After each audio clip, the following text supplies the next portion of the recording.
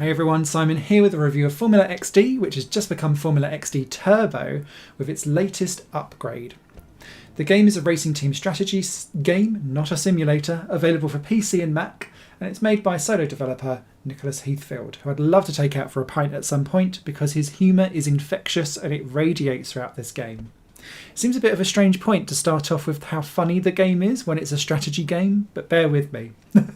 Formula XD Turbo goes right the way back to when there was loads of in the late 90s like unofficial F1 games, so you'd have to have like weird and wonderful names for all the drivers and the teams and the circuits, and they wouldn't quite look exactly perfect, and this goes right down that route and runs with it. Some of my favourite names are Giancarlo Mozzarella for Fissy Keller, Gerhard Frankfurt for Gerhard Berger, Mark Blunder for Mark Blundell, and probably the best one about physical features, David Chinhard. That jawline's not going anywhere. Oh, I love it. Half of the fun is looking at the drivers and trying to work out which one they're taking the mickey out of, but then looking at their driver profile as well, because each driver has a trait and they pretty much define how the driver drives. The gameplay cycle in Formula XD Turbo is relatively unique, so I'm going to kind of run through how it works from beginning to end. You'll start at the beginning of a season with your annual budget that you need to kind of stay within. From that, you'll get an engine deal, tyres, a sponsor with objectives for you to get through, and then you can hire 1 or 2 drivers and build your 2 cars. You'll also need to hire a chief designer and a pit crew with that. Once you've kind of got that all aligned, and in some of the modes you'll only be able to run a 1-car team for like the first year, you'll then go off to a test session. The test session then starts you off kind of with running around and kind of collecting data for your car for half an hour, but it also then basically becomes the first qualifying session and sets the grid for the first race of the season. At the end of that test session, you'll then have like options whether you want to buy specific upgrades that you'll have found for that test session, depending on what your chief designer did and how good your car is, essentially. And each of your engines have like different potential improvements that you can have for research as well. Once that then gets set, you go into an 8-track season, and there's 30 tracks available in the game and they'll rotate around. Each track has its own unique feature. So it might be that at Mexico it's so sunny that the stamina rating is sapped in half.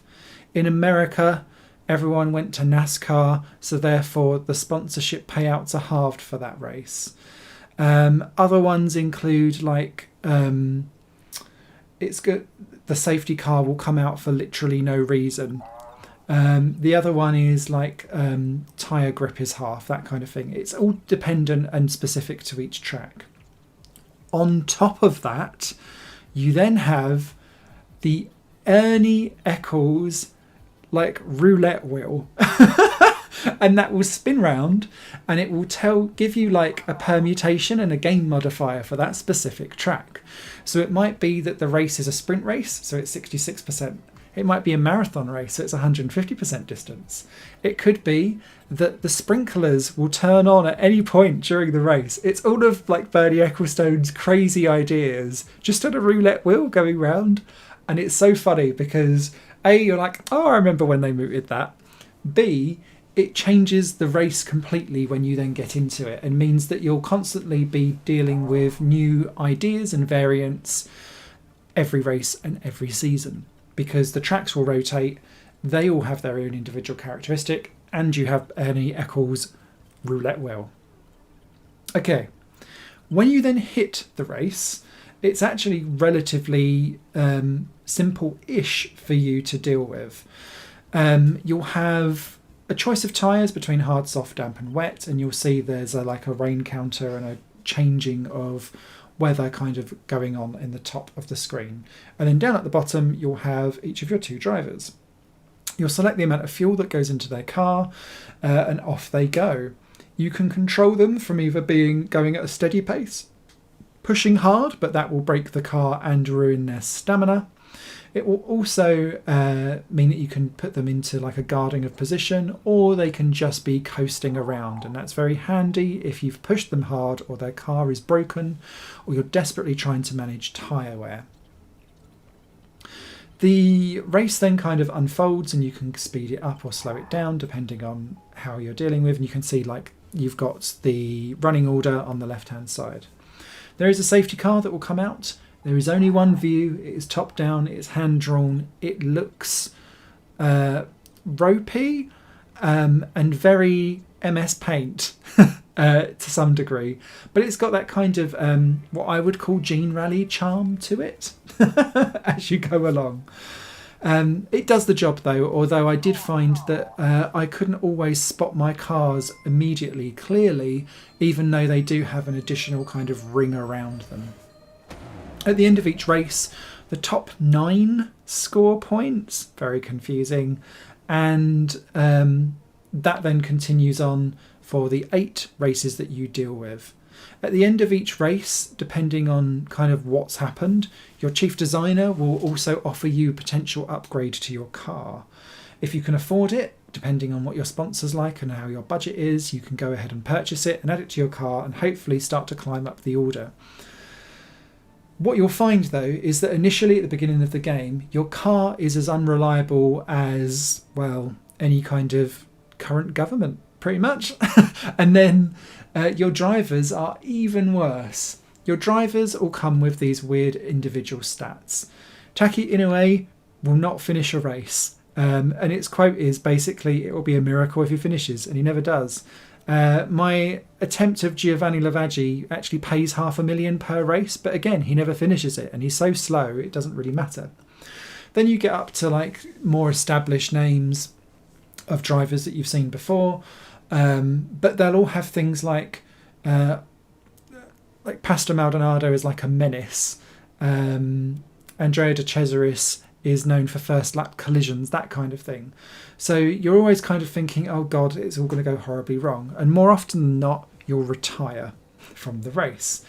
However, over time, so long as you're able to keep the morale of the driver going and keep everything kind of ticking along, you'll eventually start to get a competitive car. And over seasons, it will get better and better, and you'll start to ascend up the order. More things unlock, you'll get better staff, that then attracts better sponsors and better engines, which attracts better drivers, which increases their morale through better results, and the gameplay loop cycle kind of continues. So long as you kind of stick with it, and you're not like making ridiculously silly decisions, you should slowly climb up the order and be able to start winning races and get somewhere. And that's kind of the weird and interesting problem that Formula XD Turbo has. It starts off being ridiculously difficult, but putting you in motion, so long as you just continue to upgrade your car and slowly but surely incrementally just improve everything as you go round. There's no massive luck to it, so long as you A, don't keep running out of fuel, B, pick your tyres, and C, stop making your drivers run on charging hard mode so that they don't lose their stamina and crash or break the car. And that's kind of one of the main problems, is that it feels like you're always on this constant trajectory up. The game gets easier as you go along. Turbo added on a harder mode, which kind of makes it longer, but you'll still progress over the course of time. So, is it a massive strategy game? No, it's light. But so long as you buy into the humour and the silliness and the stupidity, and you're here for a light laugh, you'll enjoy Formula XD Turbo far more than if you come into it from a Motorsport Manager / F1 Manager Pro perspective, where you are sitting there doing the nuance of car setups and things like that. None of that here at all. At very most, you'll be able to activate some ERS. And that's it. However, there are a couple of things that I do want to bring up that worry me slightly with Formula XD Turbo. It's great that the developer has put out Turbo as an update for free, because the game, when it initially launched, seemed to be relatively disappointing for some people. This does add in quite a lot of extra content, but the two modes are very separate. you can then do like your own career, and with that you can then bring in actual qualifying sessions, because otherwise it will be on reverse championship order, the starting grid for each race. And you can kind of up the difficulty by making things harder and more expensive. But ultimately, the game kind of is the same regardless of what you do. There are an awful lot of bugs with the game. Firstly, I get crashes. So I played this game on the first night that I bought it for 2.5 hours. I had 6 crashes during that time, and they all happen at the end of a race. There's a bug where something doesn't load. I've sent it to the developer. Hopefully he'll take a look at it and update on exactly what the problem is. I'm assuming it must be new from the turbo thing, because that couldn't have been 2 years with that bug kind of making the game unplayable. That kind of locked me out of a lot of turbo modes, so most of my gameplay footage here is from the original mode, which kind of seems to run a bit more stable for me. There's also seemingly a bit of a weird and wonderful lack of information about what actually makes your car go fast. So, what I mean by this is that sometimes I will have a car that, by all intents and purposes, should be 5 seconds off the pace, and yet I'm running around leading in reverse grid and pulling away from everyone. Nothing then changes, and all of a sudden my car is then running like 6 seconds slower for no particular reason, and it's very difficult to kind of understand why. It just seems to be like random settings kind of moving you to be faster or slower. So I didn't feel like the strategy of my racing was ever actually making that much of a difference outside of tyre compounds, making sure I had enough fuel, and occasionally doing the push button when I felt like there was the chance outside of a point or two on a good day. And that's a real shame, because if you can't understand why something is happening, it makes the strategy really... there's no nuance to it. It feels randomised, and I didn't really feel like I'd made the difference myself. I was just doing a few clicks, hoping for the best, and then just watching it play out. And even things like Grand Prix World gave you more of an indication as to why something was happening.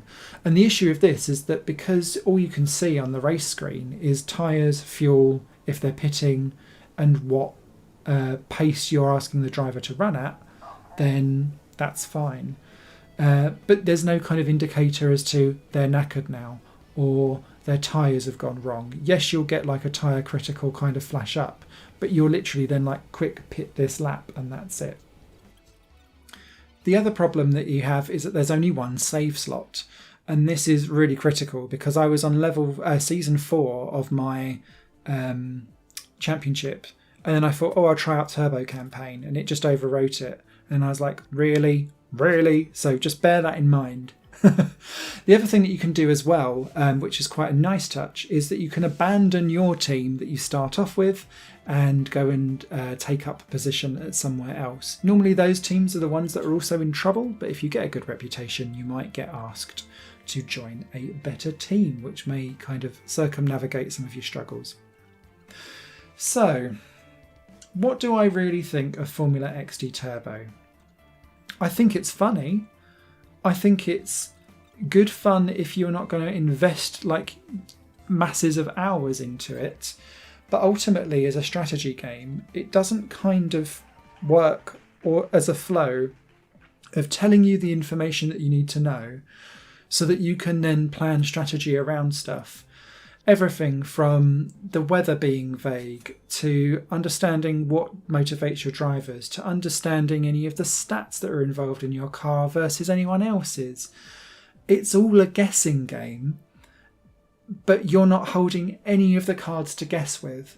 And so I can only recommend this to real F1 or open wheeler, like team management style games, for like a happy, chill out version of what you're looking for.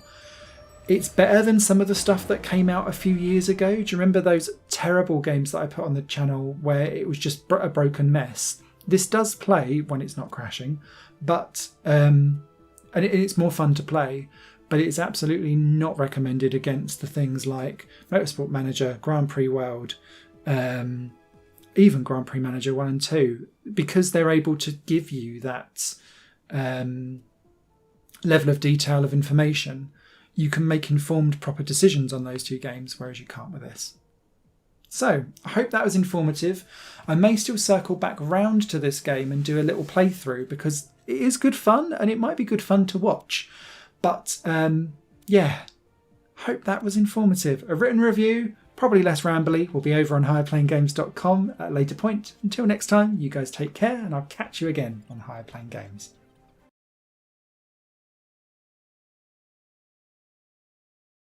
Higher Plane Games is part of the Higher Plane Network, a collection of media projects ran by me. If you like what you see and want to find out more, visit patreon.com/Higher Plane Network. Your support can make so much more possible, be that a like, a comment, a share, or a pledge. Thanks for watching.